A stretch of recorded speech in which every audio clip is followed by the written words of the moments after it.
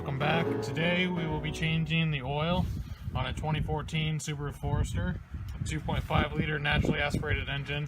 First thing we'll need to do is get out our supplies, which you can see we have our 2 car ramps or jacks, whichever you prefer. And then the next thing is you'll need a drain pan, which is right here. You'll need an oil filter wrench for the correct size oil filter. You'll need the correct size either socket or wrench. You'll need your oil filter, and you'll need 5.1 quarts of oil, or I just got 5 quarts of oil. It's close enough. Of the specific size, in this case it is 0W20 is what Subaru specs out. And then I usually start my car and either drive it around the block, get it up to about 100, 120 degrees temperature just to get that oil warm so it'll drain nice.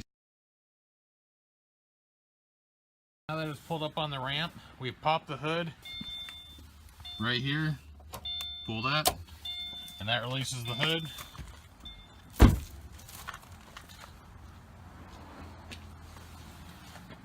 And then right underneath the Subaru emblem, move the latch to the left and lift up.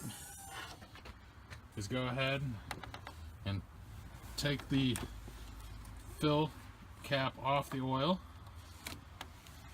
Move that over. So since this engine has the filter on top, I like to take it off first so it drains back into the engine.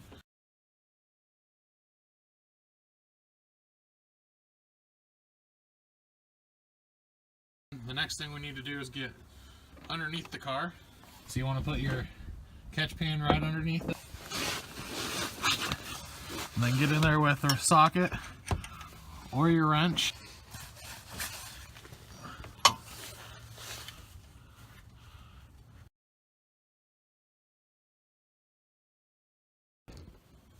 Okay, so go ahead and let that drain the engine oil out. And while that's draining, you can go ahead and clean up the filter housing up here. You want to make sure this surface right here where the oil filter sits is nice and clean. So once that's clean, even though it's still draining a little bit, you can take your new filter. As you can see, it's Fram part number 7317. This has got an O-ring rubber seal here. You want to make sure you put new oil on there just to wet it down a little bit with your finger. Make sure that it doesn't stay here. From the old filter, if it stays here, you need to remove that or else it won't seal and it'll leak when you're running down the road. It doesn't take much. So you just put it on there, and you can flip this over and screw it on. I also like to write the date on the oil filter of when I change it so I know when I changed it last. Depending on how strong you are. You screw it on by hand and then just do a quick quarter turn. Okay, so now we're back underneath the car. It's still slowly dripping, but it's gonna drip like that for hours. So we're gonna go ahead and put the drain plug back in. There is a copper washer that goes in between this, and I would suggest replacing it every other time, so we're gonna go ahead and replace that. You can replace it every time, every other time, whatever you feel comfortable with. You want to screw it in by hand all the way until it gets snug. And then per spec, it's supposed to be torqued to 32 foot-pounds. And then just take a paper towel and clean up so it doesn't drip around it anymore. Okay, so now one of the last steps is to go ahead and fill up the engine oil. And we're going to put just the 5 quarts in. That should be close enough, and then we'll top it off as need be as we drive. So just put a funnel in there and start draining the 5 quarts in. Okay, so now we've got everything drained in there. Take the funnel out, set it aside, put the cap back on here. You want to make sure the O-ring up here is clean so it seals. Replace it if it's cracked or nicked. Screw that on just hand tight.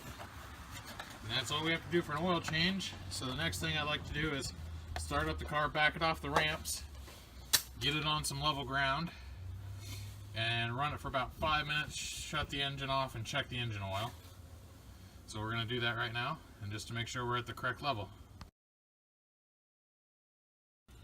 Okay, so now after we've had it running, I shut it off and I'm letting it drain for a couple minutes. So what you want to do is just take it out. Don't even look at it the first time, because it's been running and you're going to show higher than what it should be. So just wipe it off with a paper towel or a rag or something. Stuff it all the way back in there. Let it sit for a couple seconds. Pull it out. And see if you can see that right there. So it's just right below this second dot here. So as long as we're in between the two dots, I think we're good.